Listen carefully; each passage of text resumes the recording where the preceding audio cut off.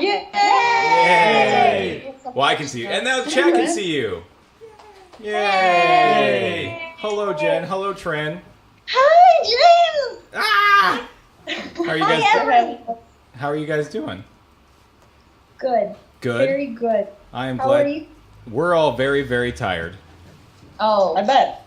And my voice is starting to hurt a little bit, and I want to go to sleep. Oh, no. Well, you guys look great. That's what's important, really. That's what, yeah. Quickly, for anybody who in chat doesn't know who you two lovely ladies are, can you please let them know who you are and what you do? Yeah, I'm Jen. And I'm Trin. And here we are at FriendShipping.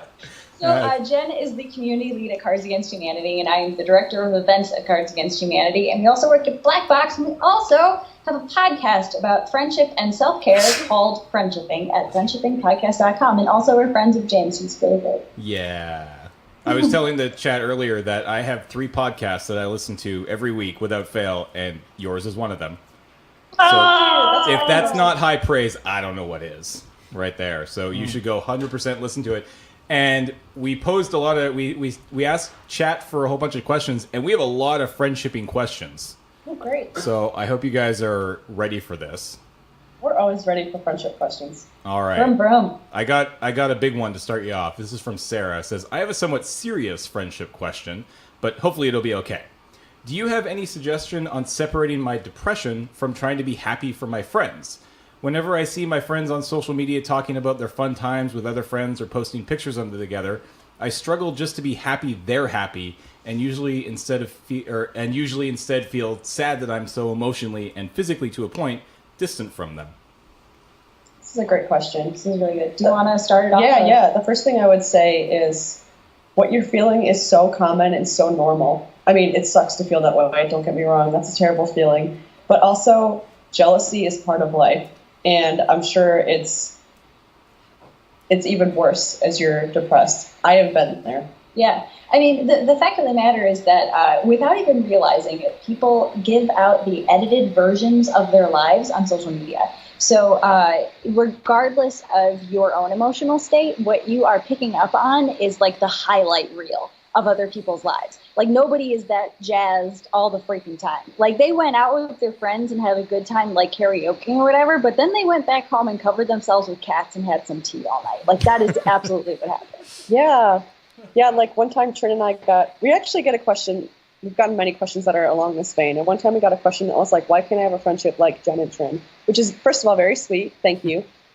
Second of all, what we put like on our podcast and on Twitter, like it's all real, but it also is edited. Like Trin and I don't go on our podcast and like talk about how tired we are or how bummed we're feeling, or we don't bicker. But in real life, we totally do. We do. We're grouchy at each other and like everything. And we both like have our own like mental issues. I mean, I think at the end of the day, what I would say is take care of yourself first. Like your depression is the thing to take care of with immediacy.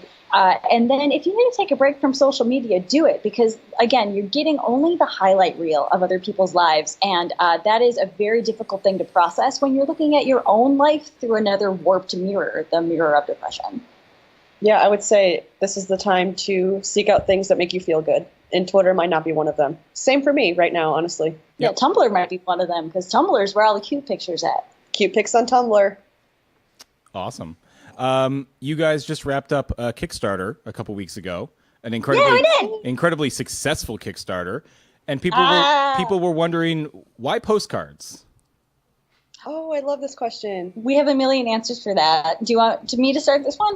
Yeah, please do. So number one was we both have a definite fear of certain kinds of communication.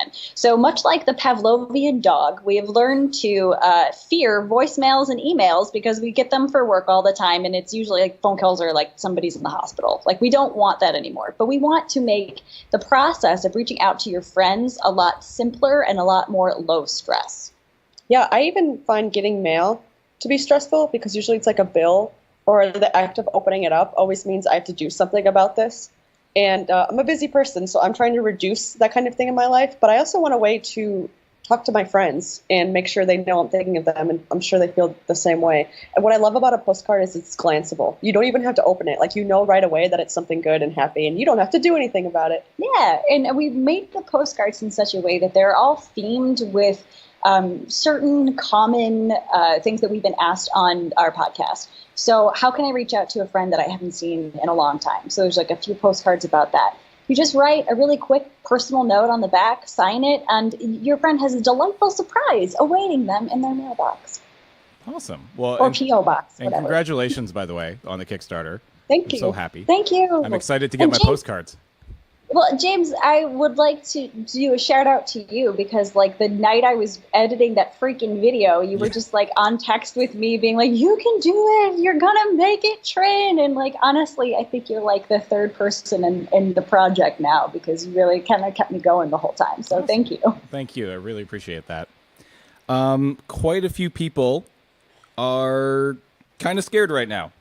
We're going through some times, and sometimes you have friends whose opinions differ from yours, and that can be hard. Do you have any suggestions or advice for that kind of friendship, how to deal with those differing opinions? This is tough. Yeah. Especially because a lot of things are not actually up for debate. Like, debating politics is different than debating like the civil rights of someone, or debating how you feel, because no one can actually debate how scared you feel right now. Like, that's just a fact. That's a way of life. But if someone's trying to talk you out of that feeling, that's not a good friendship move. Right. And if somebody is talking you out of your rights, as Jen mentioned, if you're somebody who's LGBT or new to your country, I think that some of the fears are very valid, and it is totally okay to express those however you wish.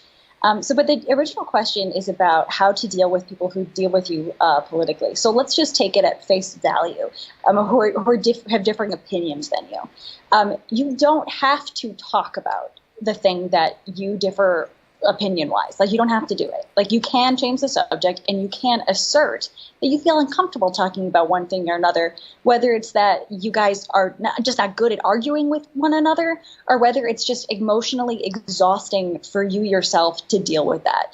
And those are both really okay and really valid. And if your friend doesn't listen to your boundaries, then that friend is not a good friend. Yeah, I think now more than ever is a boundary setting time. And if you put up a boundary and your friend doesn't respect it, it's time to rethink that person as your friend, which I know sounds harsh, but things are scary and your feelings are valid. Mm-hmm. Yeah, and there are some things, like we said, that are not up for debate. If one of your friends is expressing opinions that are hateful or prejudiced, you do get to choose what you want to forgive, but at the same time, you have to accept that the people that you surround yourself with will affect you, and it also says a lot about you. So I hope we answered the question. If there's any follow-up on that, because it's such a broad topic, we would love to have it. It is, yeah. Bufar is saying, I'm moving soon. How do you make new friends? I've basically hung out with the same people my whole life, and I don't know anyone in this new area. Do you have any advice for getting yourself out there in a new town or city? Totally. Yeah. My first piece of advice for people that move to a new place is to, if you're anything like me, which you might not, I'm very introverted and I'm a little bit weird. So but the piece of perfect the way you are. Oh, shucks. I would say go easy on yourself, because life changes are a big deal. Yeah. So when you go out and meet new people, the first thing is like, be good to yourself. And then let's talk about like practical things people can do to meet new people. Oh, absolutely. Volunteering is, I would say, the best and easiest way to find people who care about the things that you do. Especially right now, like volunteering, like everyone's looking for a place to volunteer. Yeah. I have made some of the best friends in my life from volunteering at animal shelters and from volunteering at conventions. It's a very easy way to find people who share your values and understand where you're coming from just in general. So that would be number one. Number two is go to events. I know that it is hard for a lot of people, and this doesn't apply to everybody. I think you've got to be a little bit extroverted. But learning to go to a concert on your own, or learning to go to your library's knitting circle, which sounds ridiculous but probably exists, is really, really important. And only stretch yourself in new ways in the way that you're comfortable with, which sounds kind of gross and yoga-like. No, it does, but I completely agree. I read this piece of advice once. It's actually on this website called Captain Awkward, which you should definitely check it out if you haven't yet, because it's like it's really amazing advice for meeting new friends and friendships. It's kind of like the internet version of friendshipping, but with someone who's with way more experience than I am. But anyway, so my piece of advice is when you try something new, like let's say you do sign up for this knitting class, give yourself 3 tries before you decide you like it or don't like it. And that's of course not the case if you feel uncomfortable there or unsafe, or you for sure don't want to strain yourself to go. But if you're anything like me, you're kind of like, I don't know if I want to get out of the house again and do this. Do it at least 3 times before you make a decision. Yeah, like if you're on the fence or if you're iffy. Right. That's how you know it's time to grow in new ways rather than, okay, I need to retreat in self-care. And also retreating and self-care are totally acceptable ways to prep yourself into going out into the wild. Before you go to that library knitting circle, which is a thing now, we've decided. Yeah, it sounds like a crazy, wild event. Absolutely. I almost swore, but I didn't. You did great. Thank you. So before the library knitting circle, maybe set aside some time to have a sandwich, take a bath, have a bath and a sandwich at the same time. Just prep yourself in the way that you know, because you know best how to take care of you. Very, very good answer. Thanks. Yeah. A lot of people asking if you have any advice on how to help friends who deal with mental health issues. Yes. Okay. So both Jen and I, we're not mental professionals, but we've spent plenty of time with them, is how we like to say it. So we've both been there on both sides of the table, really. And there's a couple of ways to go about it, because it's a broad question, because mental health issues are a broad topic. There are many different ways that can go. So let's just say somebody with anxiety, depression is getting back into their hermit crab shell and staying there. Just to reach out and require the least amount of energy of them is the best way to be.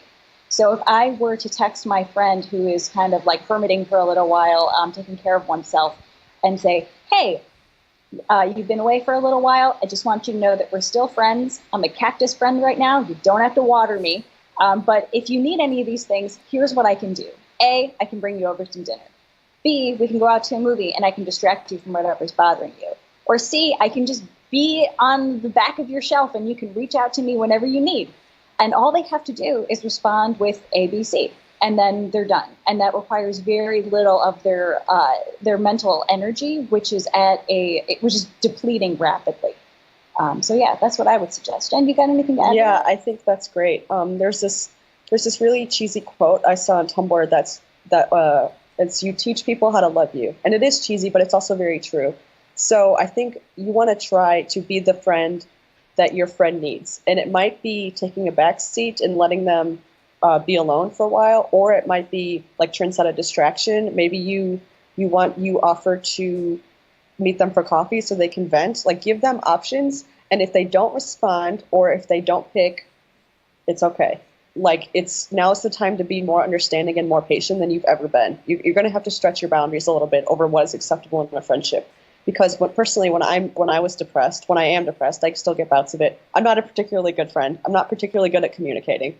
Yeah. I really love what Jen said about being the friend that they need and not the friend that you would need. Because when we're talking about people who are neuroatypical, which is an incredibly common designation to have, that's a variety of personality types. So you can't assume that what would make you feel better would make them feel better. There's this amazing picture that's going around Tumblr that's this beautiful golden retriever with his Tumblr. Yeah, of course it is. It's my favorite place in the world. Yeah. But it's this golden retriever with his mouth full of socks, and the caption says, "Whenever I cry, my dog brings me dirty socks because they're his favorite thing, and he assumes it'll make me feel better too." And of course, it's freaking adorable. If my dog brought me dirty socks or a friend brought me dirty socks, I'd be like, "Hell yeah, thank you very much, dope." But don't bring the dirty socks. Bring the thing that the human needs. Yeah. Like dirty socks. Like dirty socks. Maybe. Yeah. If you need dirty socks, you get dirty socks. Exactly. Yeah. Ask for the dirty socks. All right. People grow up. They get married. They have kids. They move away. They, have new interests. What are your thoughts on keeping those relationships going through those times? Well, have you ever heard of friendship postcards? That's so cute. 300% funded on Kickstarter or whatever. I don't know how much it was funded. Some percent.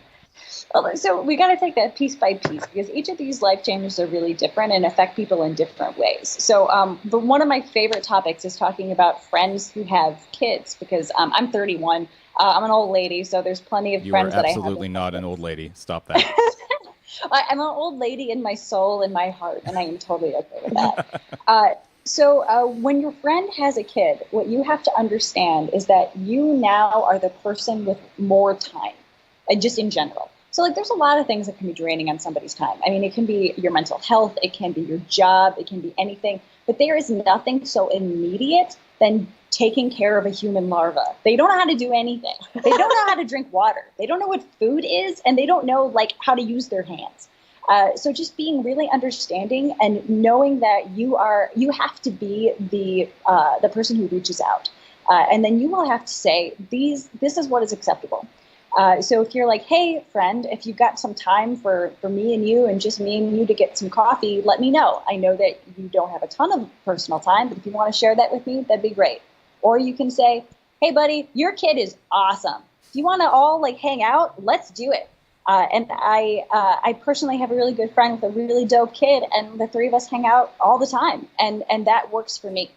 So I think understanding their time limits is super important. Yeah. For my friends with kids, I've noticed I have to get up a lot earlier to hang out with them because they're getting up when the kids do. So, like, instead of going to a movie that night because it's so hard for them to get a babysitter, and I don't want to put extra stress on them, try to make hangouts as stress-free as possible, and I try to be the most flexible one because, like Trin said, I have more time.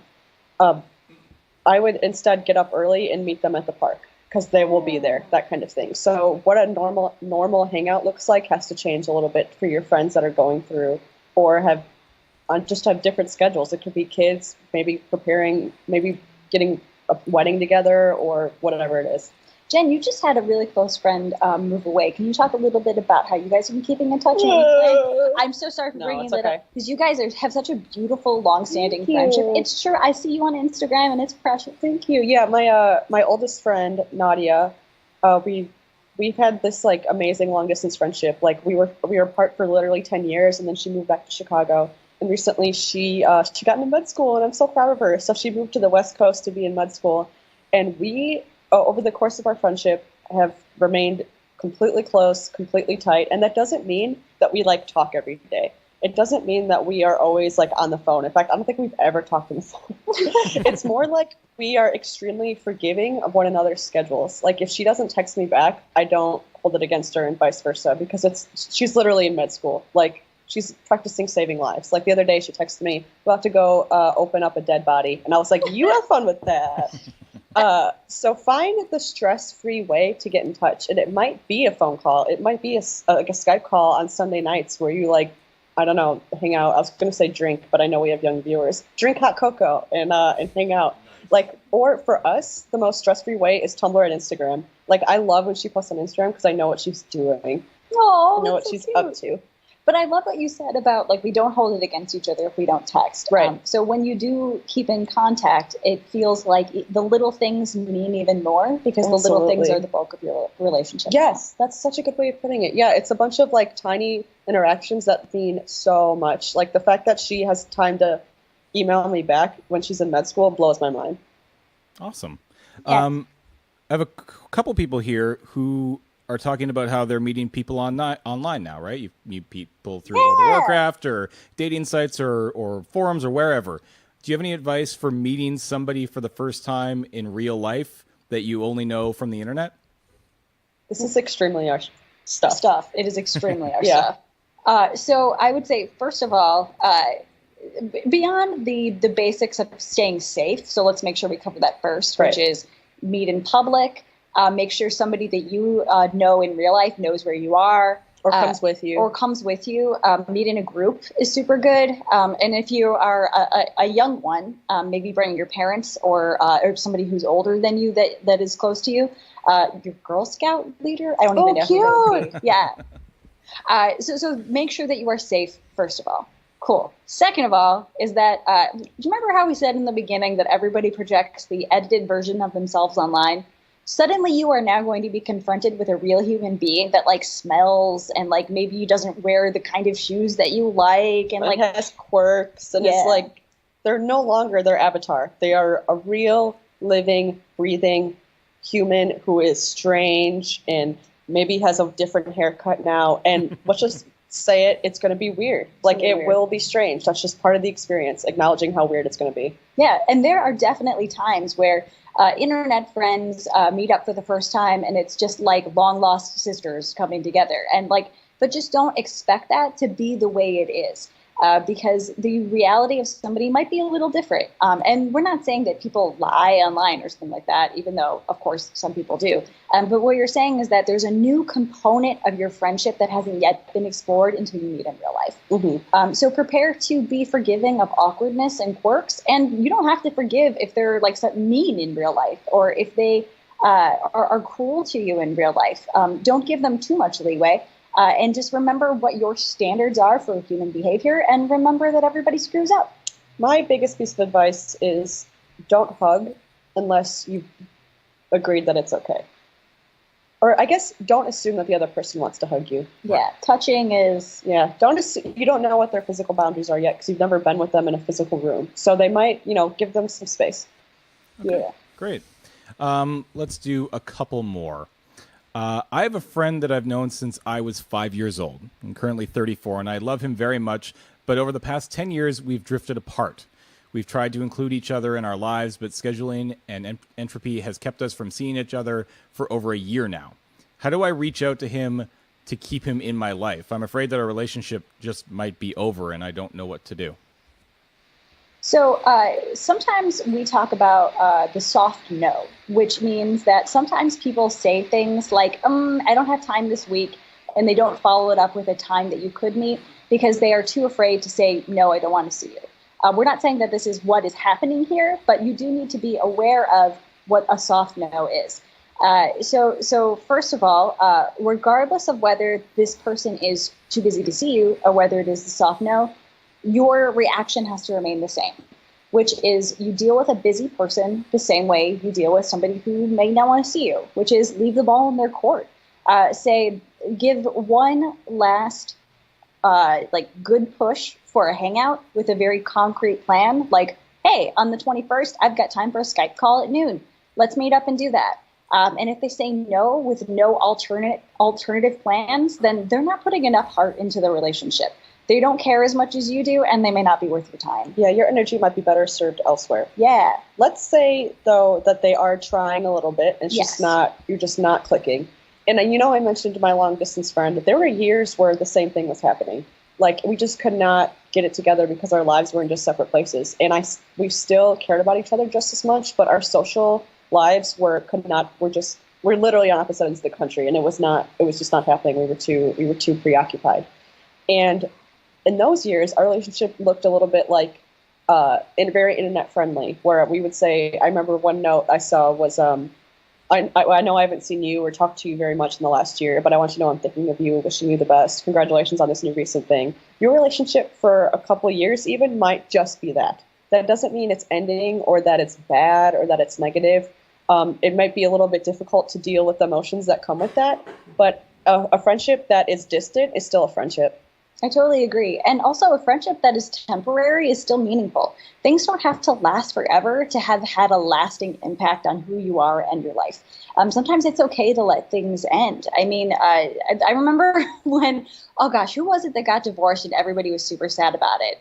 It was friggin' Leslie Knope and her husband. Oh. You know what I'm talking about? Yeah, what was his name? Amy Poehler. Will Arnett? Yes, yeah. Amy Poehler and Will Arnett got divorced and everybody was in tears on Tumblr. And the fact is, like, that didn't have to be perfectly permanent to have been meaningful in their lives. And it doesn't mean that friendship and relationships are impossible. It just means sometimes they don't work out.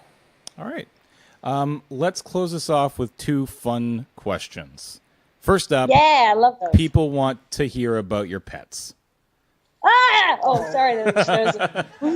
Okay. Look at everyone just like, woo, now, woo, Trin, you have some kitty cats. I do. And Jen, you have a dog. Okay, sure should we do. pull up some pictures and put them right after this? So I have 2 cats. One is, her name is Roma. She's named after a cat named Roman. She has 3 legs and is 7 pounds. And she has killed 2 mice. I'm very proud of her. She's 11 years old. Let me pull up a picture of Roast Beast. She has many nicknames. This is the best one I have. This is a Roast Beast. Oh. And then I have my Orange Disaster. So I have a cat named Dargo, after the Farscape character, the Luxon warrior Dargo, and he's terrible. He's just truly bad. And he is 3 years old, has all of his legs. Let me tell you something. This cat has all of his legs and has never killed a mouse. I mean, darn. Yeah, he has all of them. He is awful. Last night, he leapt clear across my bed while I was trying to sleep. I call him the cat murgler, like cat burglar, because all he does is murgle. It's like, he sounds like a murloc. I hate him very much. I hate him as much as I adore him. And I keep little grass, like I grow grass into jars, and he eats it like a cow. He mows it down like a goat. Aww. He's terrible. He's mowing the lawn for you. Oh, He's your little landscaper cat. Jen, tell us about your perfect dog. I would love to. My perfect dog is named Maddie. That's her sleeping. So her full name is Maverick, but we call her Maddie, based off the classic movie Top Gun. Yep. She's a lab Shiba mix. So, like, you know that internet meme with the Shiba? She's got, like, a little bit of that in her. I know. She literally, yeah, that's the one. She literally makes the face, or she's like, she makes that face sometimes, and I'm like, oh, you're an internet dog. She when I adopted her, she was supposed to be about, grow to about 35 to 45 pounds. She's a cool 70-pounder now. She sleeps with all of her body weight on my back and butt. And I'll be real, sometimes I'm like, it's kind of nice. Keep me really warm in the winter. She is extremely talky, because she's like, that's a thing that Shibas are. They're talky and expressive. So she'll talk to me by saying, like, if she wants out and she's frustrated, she'll be like, like, she sighs, and I want to know, like, what could you possibly be sighing about? Your life is perfect. You sleep 12 hours a day. What the heck? Yeah. But I love her. So, Jen, this is a real fact. Okay. So your cats, when they talk to you, you're supposed to talk back to them? Like, they like that? Like, if you say the same thing they did? For sure talk to my dog. Dargo, if I murgle back at him, he doesn't stop murgling. He murgles all the live long day. I would love to know what he's saying. What is he saying? I want to eat your socks. He's like speaking prophecies and stuff that, like, none of us can ever hear. He's he's saying, where are your dirty socks? I need to put them in my litter box again. He's like, this is why no one should have voted Trump, blah, blah, blah, blah, blah, blah. Anyway. All right, and final question. If you two were bus drivers driving the bus along the long desert road, what would you put on your dashboard to keep you company? A picture of Trin. Oh, Jen! A little bobblehead. One time, that does this. It's me. But it would wink, too. Trin's a winker. One time, Jen and I drove a U-Haul with a double-decker, like, Toyota Camry in tow from Chicago to Indiana. Thing that happened. It was like a 5-hour drive. It was just one of those weird Cards Against Humanity stunts that you can't believe actually happened and that we pulled off. And it did. And I drove, and Jen kept me company and kept me sane. And we put on eyeshadow, so we looked like Furiosa. Furiosa makeup. It was super good. So what I would do is I would just kind of like copy that, because that is what like pulled me through. And basically what was on our dash was just a bunch of energy drinks and snacks and some empty containers of black eyeshadow. That was a good day. Well, it was a terrible day, but that part was really good. Yeah. It was a good day after we were done driving. Yeah, and then we walked into a gas station with Furiosa makeup, and everyone was just like, okay, this is normal. Yeah. What up? Well, thank you two so much for calling in. You two are fantastic. Thank you for having us. And I love you. And I want you to tell people. I want you to tell people where they can find you in your podcast, because everybody should listen to it. Okay.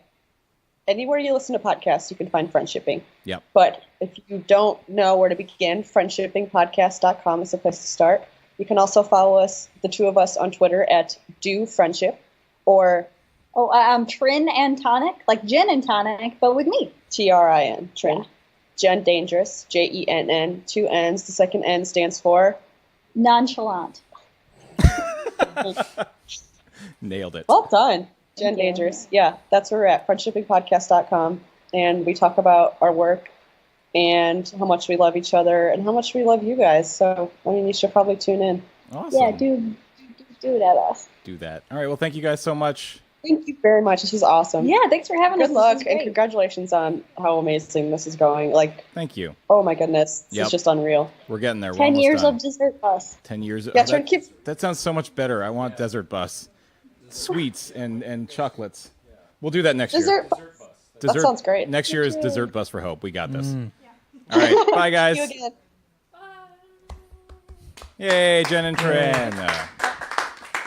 It's cut to us next year, like the 5th day, and being like, please let us drive the desert bus. No, keep eating Sundays. Yeah, keep eating that in the Nanaimo bar. I've had 63 or 63. I don't want it. Carrot right now. There were a lot of people who asked questions there. I wasn't able to get to all of them. I guarantee you, if you go listen to their podcast, all of them, which you should do, you'll probably find an answer to your question. And if you don't, they have a submission. They do. Yeah, absolutely. You can find that as well and ask your own questions, and maybe it will get answered on their fantastic podcast.